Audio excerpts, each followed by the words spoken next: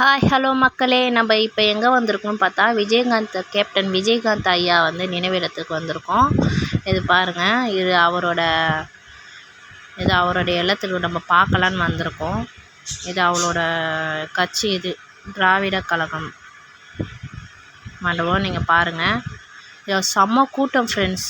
அங்கே செம்ம ரஷ்ஷாக இருந்துச்சு. நாங்கள் லைனில் நின்று அவரை பார்த்துட்டு வந்தோம். பாருங்கள், செம்ம கூட்டமாக இருந்துச்சு. பார்க்கணுன்னு எங்களுக்கு தோணுச்சு, அதனால் நாங்கள் வந்து பார்த்துட்டோம் அவங்கள. அப்புறம் நாங்கள் போயிருந்தப்போ பிரேமலதா விஜயகாந்த் வந்திருந்தாங்க.